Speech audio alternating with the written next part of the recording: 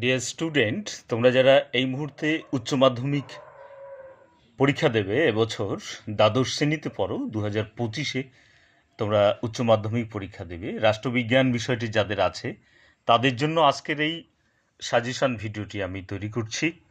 তো দেখো, অল্প কয়েকটি প্রশ্ন তোমরা কিভাবে পড়ে 5টি প্রশ্ন কমন পেতে পারো। তোমাদের প্রথম অধ্যায়টি আন্তর্জাতিক সম্পর্ক। এখান থেকে 3টি প্রশ্ন তোমরা তৈরি করবে, একটি পাবে কমন, অবশ্যই একটি পাবে কমন। বিশ্বায়ন কাকে বলে, এর প্রকৃতি আলোচনা করো। দ্বিতীয় প্রশ্ন, ক্ষমতা কাকে বলে, ক্ষমতার মূল উপাদানগুলি কি কি আলোচনা করো। তৃতীয় প্রশ্ন, জাতীয় স্বার্থ কাকে বলে, জাতীয় স্বার্থের বিভিন্ন উপায়গুলি বর্ণনা করো। এই 3টির মধ্যে তোমরা অবশ্যই একটি প্রশ্ন কমন পাবে প্রথম অধ্যায় আন্তর্জাতিক সম্পর্ক এই চ্যাপ্টার থেকে।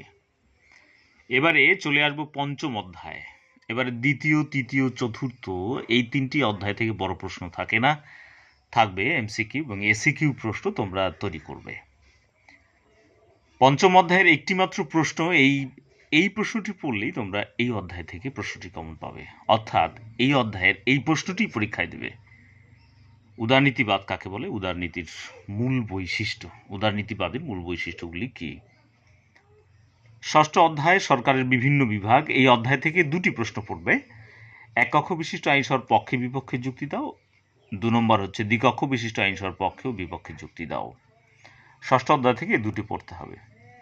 সপ্তম অধ্যায় থেকে পড়বে ভারতের রাষ্ট্রপতির ক্ষমতা কার্যাবলী, অথবা ভারতের যে কোনো একটি অঙ্গরাজ্যের মুখ্যমন্ত্রীর ক্ষমতা কার্যাবলী, এই 2টির মধ্যে একটি আসবে এই সপ্তম অধ্যায় থেকে। অষ্টম অধ্যায়ের প্রশ্ন, ভারতের পার্লামেন্টের ক্ষমতা কার্যাবলী আলোচনা করো। 2 নম্বর প্রশ্ন হচ্ছে ভারতীয় পার্লামেন্টের আইন পাশের পদ্ধতি আলোচনা করো। নবম অধ্যায়ের প্রশ্ন একটু বেশি, ভারতের সুপ্রিম কোর্টের গঠন কার্যাবলী আলোচনা করো, ভারতের লোক আদালতের গঠন কার্যাবলী আলোচনা করো। ভারত ক্রেতা সুরক্ষা আদালত সম্পর্কে একটি টিকা লেখো, ভারতের বিচার ব্যবস্থার বৈশিষ্ট্য আলোচনা করো। ভারতের লোক আদালত প্রশ্নটি 2বার লিখে ফেলেছি, এটি ভুলক্রমে হয়েছে, তাহলে এখান থেকে ভারতের লোক আদালতের গঠন কার্যাবলী, এখান থেকে 4টি প্রশ্ন হবে। এবারে তোমাদের এখানে প্রশ্নের বিভাগ দেখো, এখানে অধ্যায় আমাদের প্রথম অধ্যায়, পঞ্চম অধ্যায়, ষষ্ঠ অধ্যায়, এখানে 6টি অধ্যায় রয়েছে, 6টি অধ্যায়ের বড় প্রশ্ন, কিন্তু তোমাদের একটি অধ্যায় থেকে বড় প্রশ্ন অফ করে দিয়ে 5টি বড় প্রশ্ন দেয় অথবা থাকে। আমার মতে এবছর অষ্টম অধ্যায় থেকে প্রশ্ন দেবে এই ভারতের পার্লামেন্টের ক্ষমতা কার্যাবলী আলোচনা করো, এই প্রশ্নটি খুবই গুরুত্বপূর্ণ, এবং সাথে এই প্রশ্নটি পড়বে ভারতীয় পার্লামেন্টের আইন পাশের পদ্ধতি আলোচনা করো। এই 2টি প্রশ্নের মধ্যে তোমরা প্রথম প্রশ্নটিকে বেশি গুরুত্বপূর্ণ মনে করে প্রথমটি ভালো করে তৈরি করবে, দ্বিতীয়টিও পড়বে।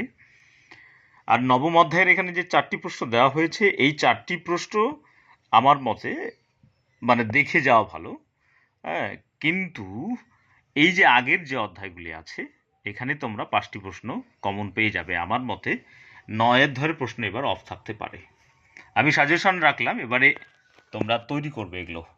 আর যদি তোমরা এসএকিউ প্রশ্ন কমন চাও তাহলে কমেন্ট করবে, আমি অবশ্যই সাজেশন দেওয়ার চেষ্টা করব। কেমন?